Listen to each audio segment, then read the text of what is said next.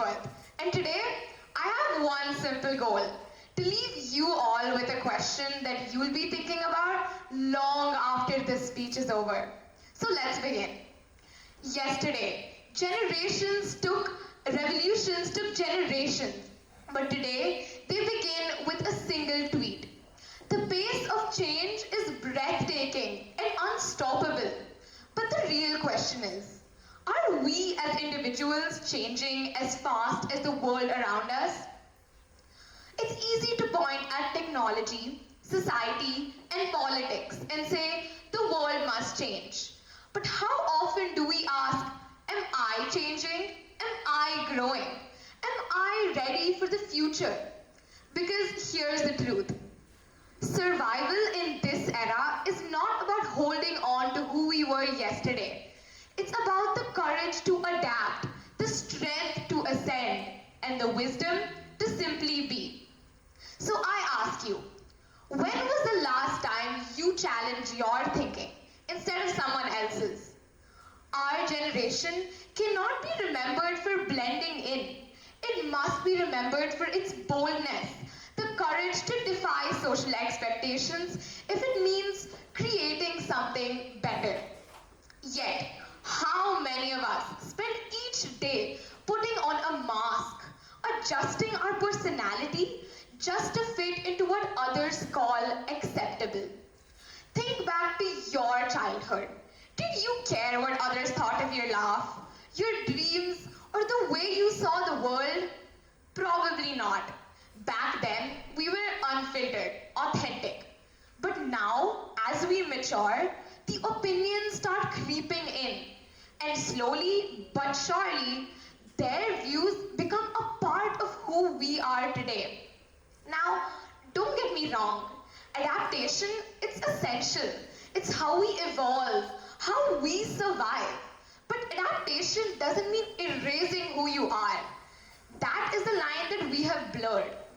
Modern culture, it tells you to fit in, to blend into the crowd, to play safe. But blending in isn't adaptation, it's surrender.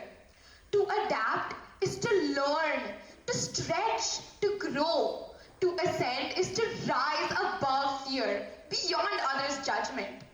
And to be is the ultimate act of freedom, living in authenticity unapologetically. History reminds us of this again and again. Frida Kahlo, the revolutionary Mexican painter, she didn't just paint, she fought. Through her raw, unapologetic art, she redefined how the modern world views gender, identity, and resilience.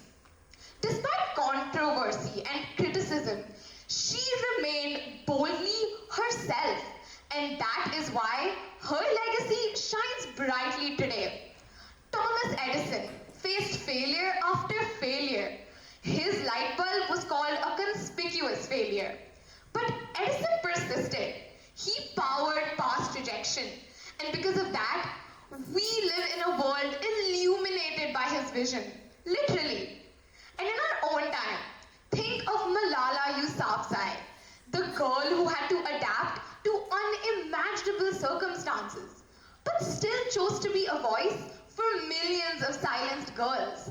Her story proves that transformation, it doesn't require age, wealth, or power. It requires courage. So what do all of these people teach us? That change is inevitable, but transformation is a choice. And that choice begins not with the world, but with us. Now, I once read a line that stayed with me. It goes like this. True confidence isn't about thinking they will like me. It's about standing tall and knowing I'll be okay even if they don't. Think about it. How many times have you pretended to like a song or a trend or a belief just to avoid being called different? It seems harmless, right? But repeat it enough and you will lose in touch with who you really are. Because the greatest prisons we build, they aren't made of bricks. They're made of thoughts. Thoughts about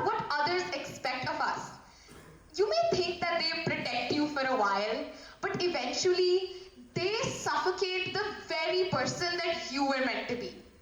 Real growth, real adaptation, it does not come from adding more layers. It comes from taking them off, standing vulnerable yet real, and saying, this is who I am.